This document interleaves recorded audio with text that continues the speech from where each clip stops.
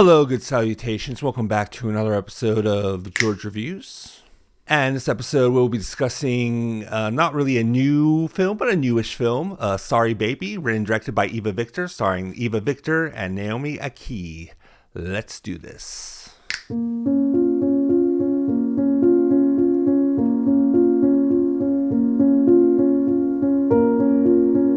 So I finally got to see Sorry Baby after months of debating if I should. I did see the trailer, wasn't that taken by it, but it did look somewhat interesting to me. So I made a mental note that I wanted to check it out, maybe not in theaters, but it definitely started streaming on HBO Max, so that was a good enough opportunity for me to finally sit down with Sorry Baby. This is the directorial debut from Eva Victor. She also stars in the film. I believe this is her first big film. I think she's done some other type of content before, but this is her big first film. She stars in it. She plays Agnes, who had something really traumatic and bad happen to her, and everyone else's life seems to be moving on except for hers.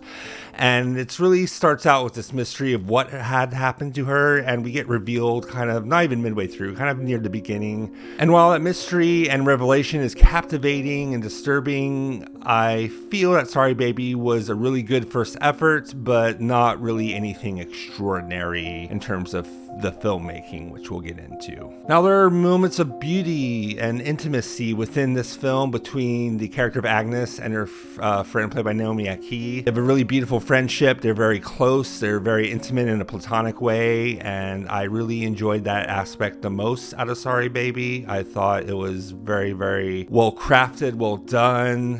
The storytelling on here is very on point. And like I said in the synopsis, something terrible did happen to the character of Agnes, and something so horrific and disturbing that I really don't want to spoil it here, even though the film's been out for a while. I tend not to like to give major spoilers on my reviews just because I just want people to get a good taste of what the film is, at least to me, and give them kind of a good sense of how I felt about the film without giving into heavy spoilers, because I think that the emotional brutality of this film really pulls a gut punch, and it pulled a gut punch on me. I had not read anything about this film going in, and I had not, researched it besides the trailer. Everything here is well shot and technically good, and the storytelling here is really on point. It's very sweet, it's very cute, it's very funny, and very disturbing in a way that made me very uncomfortable. And I like when a film can do that, if it can really make me feel on edge and my discomfort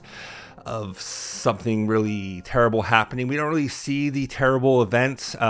We get the aftermath of it. It unfolds in a way that you wouldn't expect. There's no over-the-top shock or anything. It's just very simplistic, and once it's revealed, it does make things very uncomfortable, especially for the character Agnes. And it's really a character study of going through the motions of having a terrible event happen to you and what you want to do and how far you should go to deal with it, how far you don't want to go to deal with it. For subject matter, it definitely paints a picture of not dealing, of not wanting, to speak of it out loud, even just that, something terrible has happened to her, with very predatorial type people who don't seem predatorial on the outside. And I found that really fascinating in a way that this was kind of told in a way I'd never experienced before. Like I said, it made me very uncomfortable, very on edge, very uneasy in the best way possible. I really commend the storytelling for that. It's just that the filmmaking is very much your run-of-the-mill coming of middle-age story. It's just lacking in a certain stylistic sensibility. I like films that have really good stylistic sensibilities within their filmmaking, that have like a certain tone, a certain edge to them. A big David Lynch fan, Yorgos Lanthimos and Nicholas Winding Refn fan, obviously. And I just felt like for something so horrific and so uncomfortable, I didn't really feel that within the filmmaking. Everything's just kind of stagnant.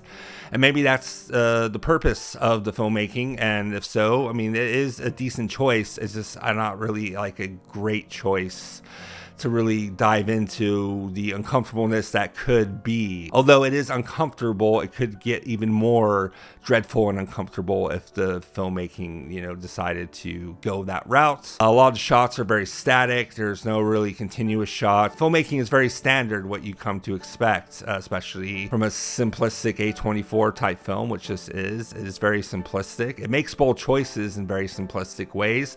I like simple. I like when a story is simple, but the filmmaking on display is very complex and very ambitious, and I just felt none of that with Sorry Baby. Unfortunately, for me, the filmmaking comes just as much as the performances and just as much as the storytelling and the script, and you have to have those in your mix if you want to make a compelling film. And to me, although the storytelling was very powerful and had me very on edge, it just missing that component doesn't make it, a masterpiece or a great film in my eyes. A very good film, a very competent, good, well-made film with very effective storytelling, and of the female experience when it comes to grim circumstances and things like that. Like I said, I'm not going to go into details just because I want people watching this to go into Sorry Baby knowing completely nothing, at least besides a bland synopsis, and kind of go in and feeling very distraught by it, because I feel emotional reactions are the most important thing when it comes to films and experiencing films and watching films, and I want people's emotional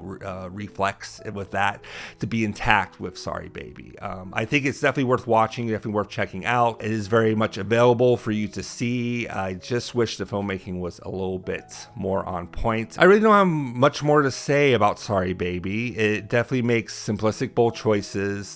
It definitely has effective storytelling. It's very traumatic and very horrific in the revelation, but not really seeing the act. I guess it's what you don't see that makes it even more disturbing about it being described here. Not in a very expository way, just in a way of someone, venting and, telling someone. And she does tell her best friend, played by Naomi Ackie. And that's was a very powerful, intimate scene. I love the platonic intimacy between her and her friend. I think that was the most effective part of this, besides the revelation. Really don't have that much more to say. It's a very simplistic film. It's simplistic in a good way, and it's disturbing and uncomfortable in a good way. It just lacks that filmmaking punch for me, and I really wanted more of that, but needless to say, I still think it's worth checking out. But I mean, not one I would revisit right away, but definitely something you should experience at least once. So that's why I'm going to give Sorry Baby 3.5 stars. So those are my quick thoughts on Sorry Baby. Now, if you've seen Sorry Baby, what did you think about it? Did you love it? Did you get anything out of it? What did you think of the revelations? Let me know down there in the comments below, please. And please like and subscribe if you'd be so kind. My name is George Ray. Thank you so much for checking this out. Please remember to keep calm, keep cool, keep chill, embrace great cinema, embrace Sorry Baby. I'll see you on the next video. Until then, peace out.